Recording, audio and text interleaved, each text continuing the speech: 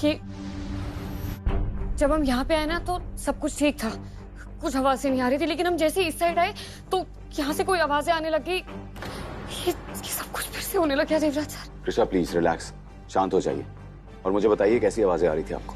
किसी आदमी की आवाज सुनाई दे रही थी देवराज सर। ऐसा लग रहा था कि कोई रो रहा है, कोई बहुत दर्द और तकलीफ में किसी की तड़पने की आवाज आ रही थी। ये सब कुछ फिर से होने लग गया देवराज सर, हमें फिर से आवाजें सुनाई देने लग गई। कृषा, आप जानती है ना, राघव ने पूरे महल के सामने अपनी गलती मानी है, अपना गुनाह कबूल किया। ये भूत प्रेत काली शक्ति जैसा कुछ नहीं है। तो फिर शायद हमारा ही दिमाग खराब हो गया है, क्योंकि सिर्फ हमें ही ये आवाजें सुनाई दे रही है। नहीं कृषा, आपका दिमाग नहीं, बल्कि किसी की हरकतें खराब है जो लाख सुधारने पर भी नहीं सुधारा। इसका कारण और कोई नहीं हो सकता। मैं भी जाकर राघव को। देव, राघव तो अपने कमरे में सो रहे हैं, हम सवेरे से कड़ी नजर रखे हुए हैं उनपे, और हमें ऐसा नहीं लगता कि अगर वो अभी अभी जेल जाने से बचे हैं तो इतनी जल्दी इतना बड़ा रिस्क लेके ऐसी बेवकूफी करेंगे। वो ऐसा भी तो हो सकता है ना कृषा के मन का वहम हो। पता नहीं राघव और उग्रा ने क्या मिला दिया होगा उनकी दवाइयों में, वो तांत्रिक के पास से लाकर। हो सकता है दवाइयों की वजह से कोई साइड इफेक्ट हो। नहीं जया माँ, ये कोई वहम नहीं है, ये सब कुछ जो भी हो रहा है असली में हो रहा है। हाँ बेटा, बिल्कुल असली हो सकता है। हम कहाँ कह रहे कि नहीं है, हम तो ये कह रहे कि देव इन्हें थोड़ा सा आराम कर लेना चाहिए। कल सवेरे डॉक्टर के पास जाना है, फिर डॉक्टर बताएगा ना आपको कि दवाइयों का असर है या नहीं। थोड़ा सा आराम कर लीजिए कृष्णा।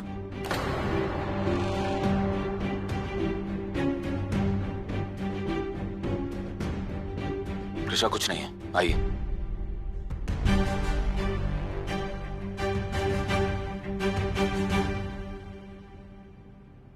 डॉक्टर, कृषा के साथ जो कुछ भी हो रहा है उसके पीछे कोई ना कोई एक्सप्लेनेशन तो होगा। रिपोर्ट से कुछ पता चला? जो भी दवाइयां राजकुमारी जी ले रही थीं, उनकी वजह से इनकी तबीयत खराब हो गई है। ये कोई आम मेडिसिन नहीं है, ये बहुत ही स्ट्रॉन्ग न्यूरो मेडिसिन हैं, जिनका असर अभी भी इनकी तबीयत पर दिखाई दे रहा है। इनको वहम हो रहा है, जो नहीं है वो भी दिखाई दे रहा है। लेकिन उन दवाइयों के लिए तो काफी वक्त हो चुका है, तो फिर अभी तक असर कैसे हो रहा है? कल रात से कृषा को उस कमरे में फिर से आवाजें सुनाई दे रही। क्या ये भी उन दवाइयों का असर है? इस वक्त कौन होगा? कोई इमरजेंसी तो नहीं?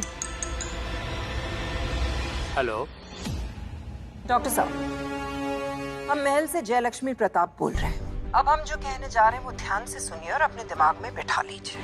कल सवेरे राजकुमार देवराज और राजकुमारी कृषा आपसे मिलने आने वाले हैं। बस आपको ने यही कहना है कि जो दवाइयाँ राजकुमारी कृषा ने ली थी उनका असर अब भी उनके दिमाग पर है, और उसी की वजह से उनके दिमाग में अजीब अजीब वहम आ रहे हैं। लेकिन ऐसा नहीं है मैम, उन दवाइयों का असर तो कब का खत्म हो चुका। राजकुमारी जी अब बिल्कुल ठीक हैं। डॉक्टर साहब, ये तो आप अच्छी तरह से जानते हैं ना कि हम जो भी करते हैं राजमहल की भलाई के लिए ही करते हैं। इसलिए जैसा कह रहे हैं वैसा चुपचाप करते रहिए, वरना कितना अजीब लगेगा ना कि एक डॉक्टर को दूसरे डॉक्टर की जरूरत पड़ जाएगी। समझ रहे हैं ना हम क्या कह रहे हैं? जी मैम, समझ गया। काफी समझदार हैं आप। रखते हैं।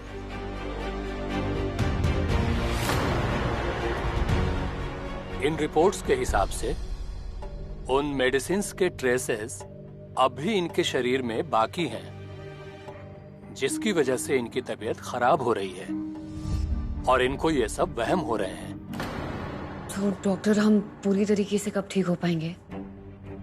मैंने कुछ मेडिसिन्स प्रेस्क्राइब कर दिए हैं। ये उन मेडिसिन्स को आपकी बॉडी से फ्लश आउट कर देंगी और आप जल्द ही ठीक हो जाएंगी। इन दवाइयों का लॉन्ग टर्म इफेक्ट तो नहीं होगा ना? आप चिंता मत कीजिए, ऐसा कुछ नहीं होगा। कृषा, ये बस एक फेज है, जल्दी बीत जाएगा। आपको घबराने की जरूरत नहीं है। एक बात हमेशा याद रखिएगा, मैं हर कदम पे आपके साथ हूँ।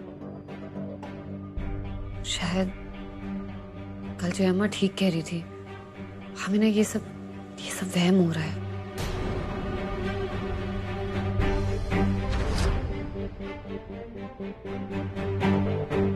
Thank you doctor. Thank you.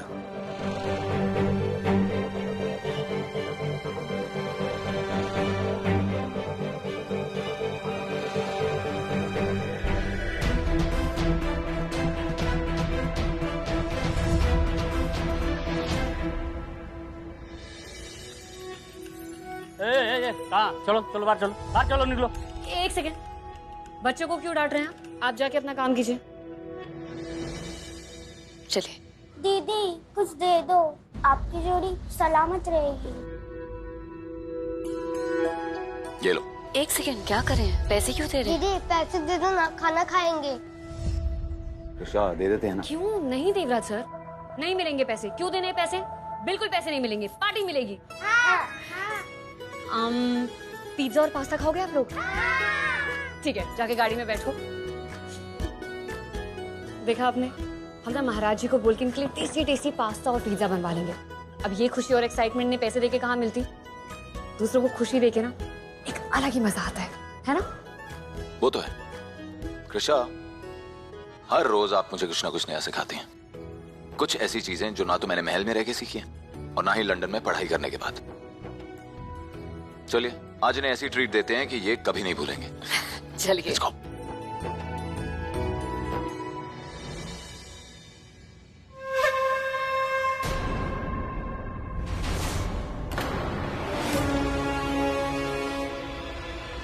मुझसे पंगा लेने की कसम खा रखी क्या तुमने? इतने महीनों से इस महल में रहकर अब भी तमीज नहीं सीखी आपने। जादू टोने की किताबें पढ़ेंगी तो आप में और सुकरा में फर्क ही क्या रह गया? उस बुढ़िया से कंपेयर करने की जरूरत नहीं है मुझे, और मैं तुम्हारे हाथ की कठपुतली नहीं हूँ कोई। मेरा जो मन करेगा मैं वो करूंगी। कठपुतली ही है आप, याद रखिएगा। इतने महीनों से आपकी नादानियां सिर्फ इसलिए बर्दाश्त करते आ रहे हैं क्योंकि माँ है आपकी। और ना, याद रखिए वामिका, जरूरत पड़ने पर आपको आपकी जगह भी दिखा सकते हैं। याद रखना बेटा, हमारे और हमारे बदले के बीच कोई नहीं आ सकता। आप भी नहीं। एक ही काम दिया था ना आपको, क्या था वो? कहा था ना आपसे कि कृषा को दोबारा वो आवाजें सुनाई नहीं देनी चाहिए, लेकिन कल रात फिर से उन्हें वो आवाजें सुनाई दी। क्यों? क्यों वामिका?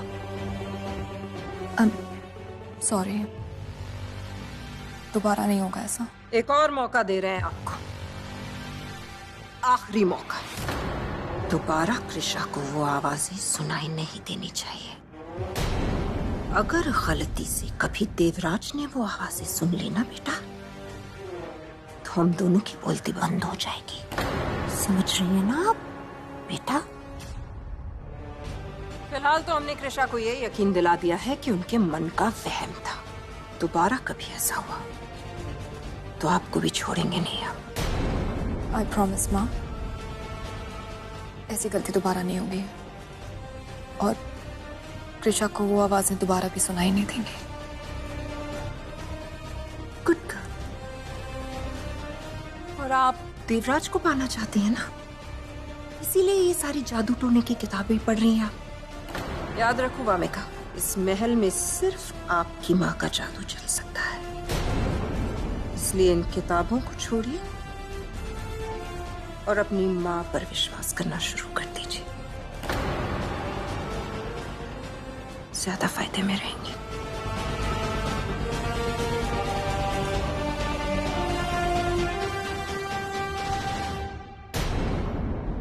इतना बड़ा घर है। घर नहीं बुद्धू, महल। और भैया और दीदी राजकुमार और राजकुमारी है। सच्ची? आप लोग बैठो, हम आपके लिए पेट पूजा का इंतजाम करके आते हैं। ओके?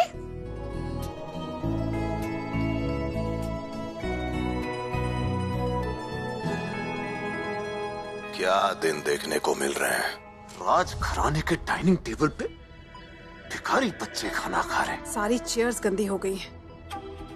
अब हमें इन्हें प्रॉपर ड्राई क्लीन कराना पड़ेगा। धीरे बोलिए, चेयर्स का तो पता नहीं, अगर देवराज और कृषा ने आप दोनों की ये बड़बड़ सुन ली ना, इन भिखारियों के सामने आपकी इज्जत जरूर धुल जाएगी।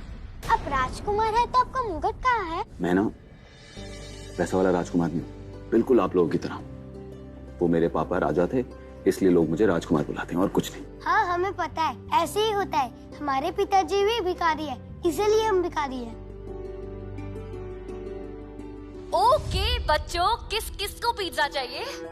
मुझे। लेकिन ये पिज्जा तो सिर्फ उसी को मिलेगा जो पिज्जा की कीमत चुका पाएगा। दीदी, हम कैसे कीमत चुकाएंगे? हमारे पास पैसे होते तो हम भीख क्यों मांगते? अरे बुद्धू, पिज्जा की कीमत पैसे नहीं है। फिर हम आपको क्या देंगे दीदी? एक वादा। हमें आप सब लोगों से एक वादा चाहिए। हमसे वादा कीजिए कि आप लोग खूब पढ़ेंगे, लिखेंगे और हम स्कूल कैसे जाएंगे? हमारे पास पैसे नहीं है।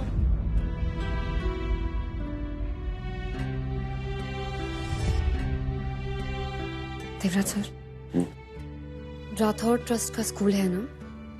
बिल्कुल है। तो हो गया तय। राजकुमार देवराज आप लोगों की स्कूल में बात करेंगे और आप सब लोगों का एडमिशन हो जाएगा।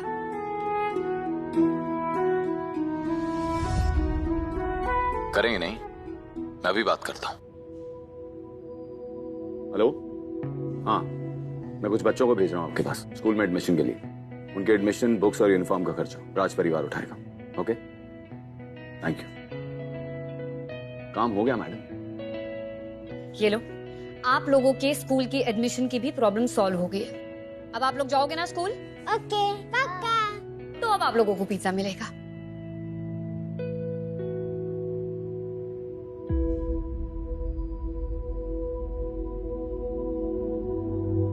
ये बच्चे कौन है? कहाँ से आए? सड़क से उठा के लाए हैं इन्हें। उस कृषा के चक्कर में तुम्हारे देवराज को भी दानी महात्मा बनने का भूत चढ़ गया है।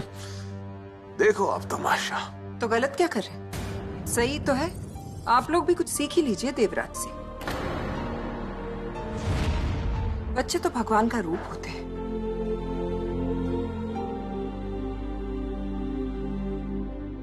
खुश कि बच्चों के लिए कुछ और भी करना चाहती हैं? देवराज सर, हम इन बच्चों के लिए कितना भी कुछ कर देना कम है। ऐसे कितने सारे बच्चे होंगे जिनके पास ना ही छत है, ना ही खाने के लिए कुछ। हमारी किस्मत बहुत अच्छी है कि हमें इतने अच्छे घर में, इतने अच्छे परिवार में हम लोग पैदा हुए हैं। शायद बिहारी जी ने हमें ये सब कुछ इसीलिए दिया है ताकि हम लोग इनकी जरूरतें पूरे करने का एक जरिया बन सके। थैंक यू दीदी, थैंक यू भैया। You are welcome. शंभू, इन बच्चों को रॉयल शेल्टर ले जाओ। और इन बच्चों को किसी भी चीज की जरूरत हो, उन्हें कुछ भी चाहिए हो, आप हम दोनों को आके बताइएगा। हाँ बच्चों, किसी भी चीज की जरूरत हो तो बेझिझक हमारे पास आना। इस महल के दरवाजे आप लोगों के लिए हमेशा खुले हैं। और हमारा वादा कि आप सब लोग स्कूल जाएंगे, पढ़ेंगे, लिखेंगे और खूब बड़े बनेंगे। ओके?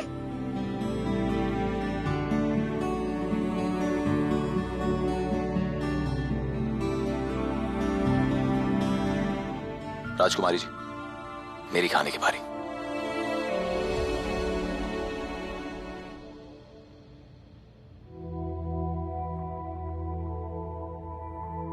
नमस्ते, प्लीज बैठिए।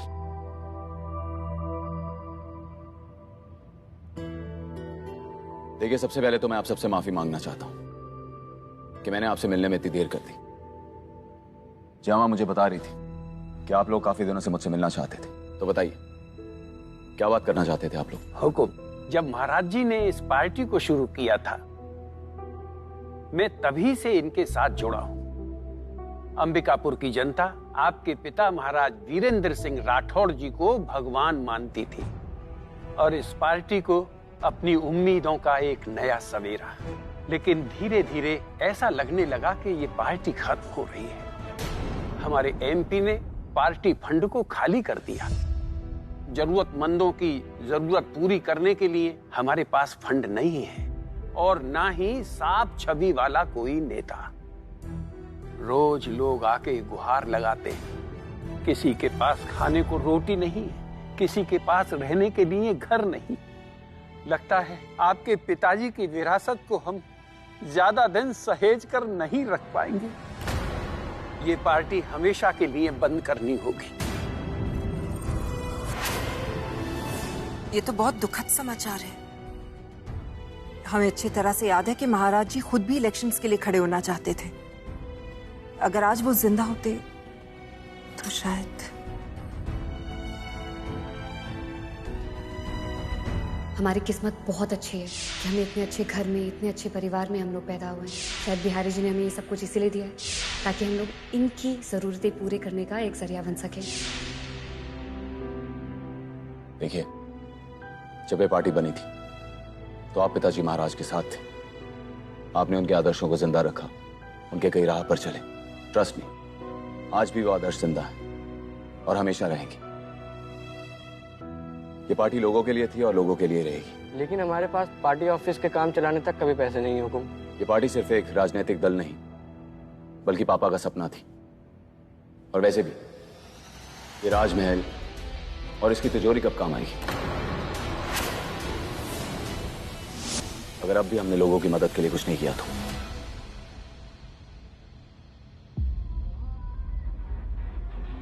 इसलिए मैं देवराज सिंह राठौर आज ये फैसला करता हूं कि इस राज परिवार की सारी दौलत, सारी जायदाद और सारा खजाना सब बेचकर सारा पैसा हमारी पार्टी को दान किया जाए। ये दौलत जनता की थी और उन्हीं पर खर्च की जाएगी।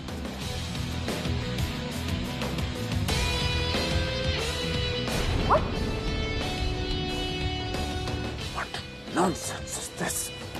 अभी नहीं खर्च। आइए। आपके पिताजी का सपना अब मेरे सपने को सच बनाएगा देव। आपको अंदाजा नहीं है कितने खुश हैं हम। देव, क्या मजाक था ये?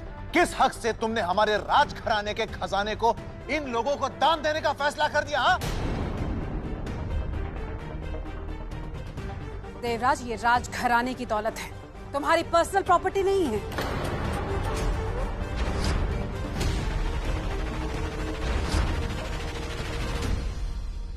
मैं तो सिर्फ दान कर रहा हूं, आप तो चोरी कर रहे थे। कभी खुद से यह सवाल नहीं किया कि जो चीज आपकी है ही नहीं उसे चुराने की हिम्मत कैसे की आपने?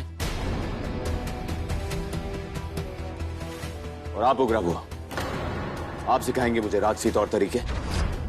काला जादू, तांत्रिक, किन किन चक्रों में पड़ी हुई थी आप? जानता हूं ये दौलत मेरी नहीं, लेकिन आप सब भी अच्छी तरह से जान लीजिए, ये दौलत आप में से किसी की भी नहीं है। ये हमारे पुरखों की विरासत है। हमने ना इसे कमाया है और ना ही इसे खुद लुटाएंगे। राज परिवार हैं हम। अंबिकापुर की रक्षा और उसकी जनता की भलाई हमारा धर्म है। इसलिए इस जायदाद की एक एक पाई जनता की भलाई के लिए है।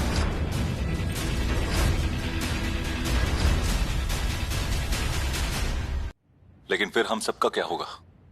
इस महल के फ्यूचर का क्या होगा?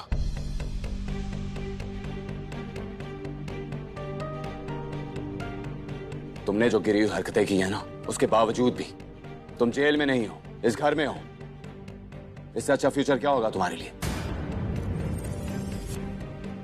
और रही बात आप सबके गुजारे की, तो आप सब पढ़े लिखे हैं, हाथ पैर चलते हैं आपके। अपने लिए नौकरी ढूंढ लीजिए और अपने शौक पूरे कर लीजिए। वैसे हमारे परिवार के भी कई बिजनेसेस हैं, आप उसे भी ज्वाइन कर सकते हैं। लेकिन अगर आपको यह उम्मीद है कि मैं अपना फैसला बदल दूंगा तो आप गलत हैं।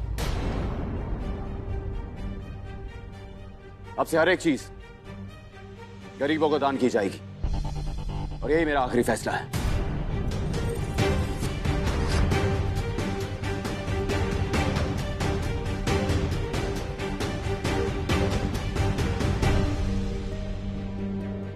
श्यामा, क्या इस फैसले में आप मेरे साथ हैं? हम आपके हर फैसले में आपके साथ ही खड़े हैं देव, और इस फैसले में भी आपके खिलाफ नहीं, आपके साथ है।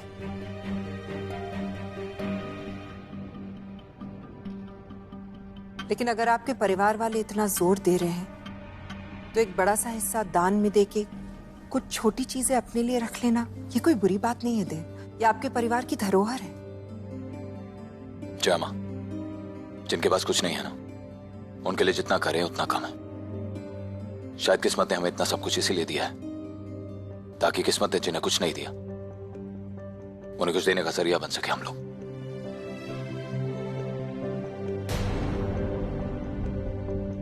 और यही मेरे जीवन का मूल मंत्र है और मैं इसे अपनी आखिरी सांस तक निभाऊंगा। श्याम, अब लीगल फॉर्मेलिटी शुरू कीजिए। जी। Thank you. आइए।